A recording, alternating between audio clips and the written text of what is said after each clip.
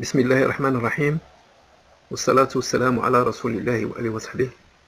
Ce message est adressé à la très haute attention de Sa Majesté le Roi Mohammed VI, que Dieu le glorifie. Majesté, par ce message, je vais présenter une grande escroquerie et de falsification de documents dont j'ai été victime par le plus grand homme d'affaires de la ville d'Agadir, qui a usurpé ma marque d'huile l'Usra et ma marque d'huile Wad Dahab, que j'avais laissé à M. Mohamed Bil Hassan, et qu'une négociation devrait normalement se faire lorsque moi j'aurai fini ma mission dans l'administration publique pour trouver un accord sur l'utilisation et mon indemnité. Seulement, M. Bil Hassan a profité de mon absence et a falsifié des documents de cession que je vais présenter par la suite. Je suis Nachid Sadri, lauréat de l'école Mohammedia d'ingénieur, diplômé donc de l'école Mohammedia, et j'ai travaillé tout d'abord au ministère du Commerce et de l'Industrie en tant qu'ingénieur d'études de projets industriels. Par la suite, j'étais directeur de leur projet. C'est moi-même qui avais supervisé la construction de l'usine, l'installation des machines et le démarrage du raffinage. Par la suite, j'ai été conseiller économique dans la diplomatie marocaine. Je fus parmi les conseils économiques qui étaient reçus par Feu Sa Majesté Hassan II au Palais Royal à Rabat en 1982. Et on était conseil économique dans les ambassades du royaume à l'étranger. Lorsque j'ai fini ma mission dans l'administration, j'ai écrit à M. Bil Hassan pour discuter avec lui l'accord en question.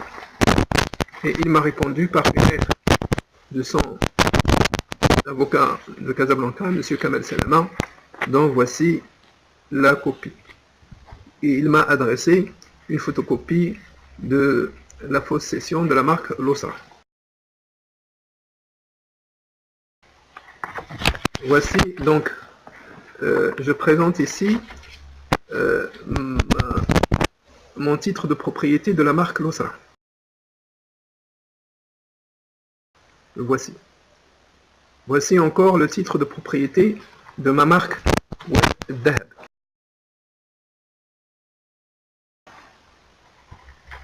Et lorsque M. Bil Hassan m'a écrit à travers son avocat, Kamel Selama, j'ai entamé des procédures judiciaires, au nombre de 7 actuellement.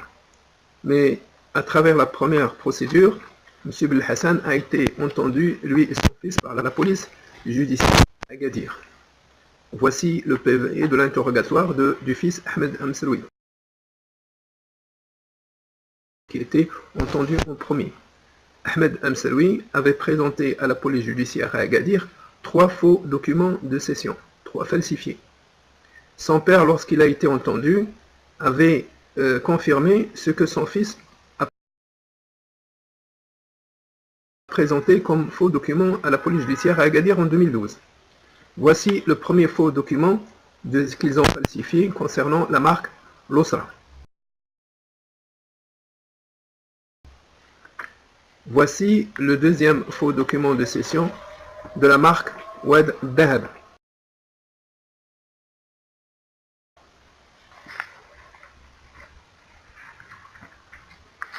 Voici le troisième faux document de cession établi par l'Office marocain de la propriété industrielle et commerciale au nom d'un ex-directeur de l'Office Saïd Ben Abdelaziz.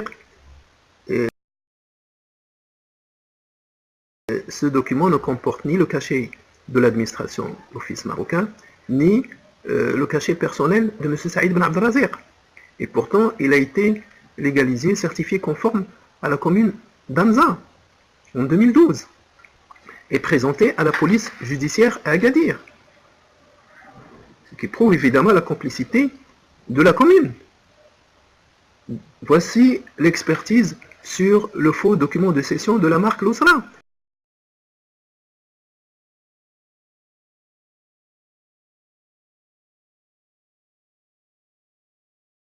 qui prouve la falsification de ma signature. Voici une autre expertise concernant l'attestation de la fausse cession de la marque Wad Dahab.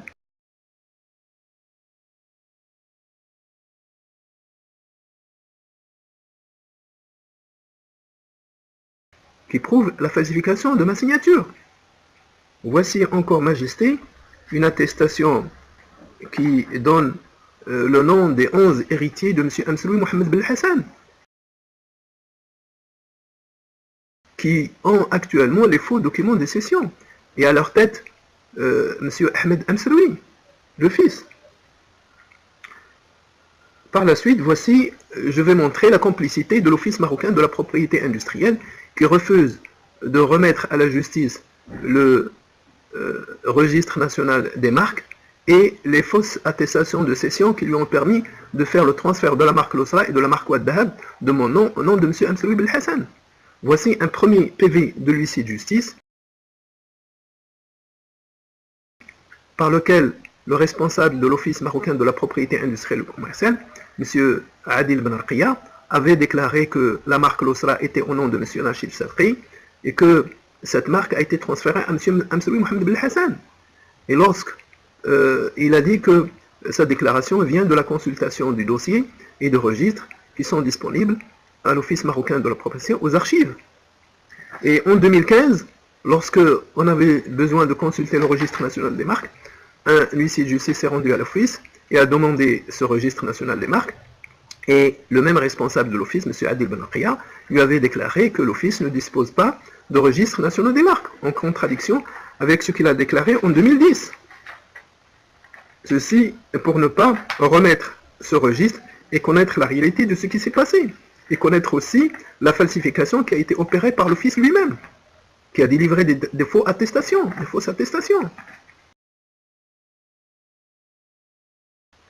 De même, voilà un troisième PV de l'huissier de justice qui s'est rendu aussi à l'office en 2010 et il avait demandé une copie de l'attestation, de la fausse attestation de cession de la marque Losra de mon nom au nom de M. Belhassan. Le même responsable de l'office Adil Ben Arqiya avait déclaré que l'office ne dispose pas, n'a pas d'attestation de cession de la marque Losra de mon nom au nom de M. Belhassan. Alors comment on peut se demander comment cette marque a été transférée à M. Belhassan sans ce document? Plutôt le document existait et comme ils savent qu'il est faux, ils l'ont retiré du dossier pour ne pas le soumettre à l'expertise.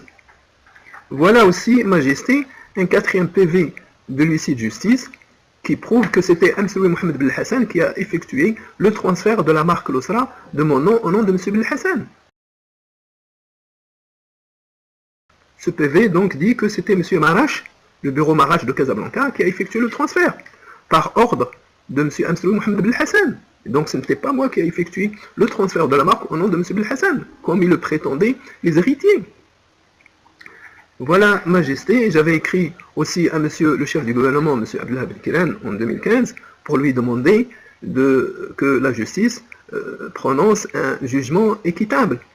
Et cette lettre est restée chez M. le chef du gouvernement, et il n'a jamais transféré, n'a jamais donné cet ordre, parce que les héritiers font partie du parti PJD. Donc, monsieur le chef du gouvernement ne peut pas donner des ordres pour impliquer ses membres, les membres de son parti. De même, j'avais écrit à monsieur le ministre de la Justice et des Libertés qui m'avait répondu, il m'a dit que vous avez droit à l'expertise. Mais d'après ce qui se passe dans les tribunaux, je n'ai pas pu avoir cette expertise en cette procédure judiciaire dans les tribunaux. Aucun tribunal n'a voulu demander les originaux des fausses attestations pour les soumettre à l'expertise. Le tribunal de première instance de commerce de Casablanca avait prononcé la non-prescription parce que Amseloui Mohamed Belhassan m'avait écrit en 2008 et il m'avait envoyé une copie de la fausse cession de la marque Losra. Son fils, ce qui veut dire l'usage du faux. Son fils Ahmed Amseloui lui-même a été interrogé par la police d'Agadir en 2012 et il a remis 3 faux documents de cession, ce qui est aussi un usage de faux. Donc il n'y a pas eu de prescription. Le tribunal normalement d'appel de Casablanca devait normalement continuer la procédure et demander les originaux des faux documents de cession pour les soumettre à l'expertise. Il n'a pas fait. Il n'a pas appliqué la loi de 2013 des tribunaux de commerce qui leur donne évidemment le pouvoir de demander les documents aux belligérants. Ensuite, il n'a pas appliqué la loi de faire une expertise même sur les documents qui lui sont présentés, en infraction de la loi.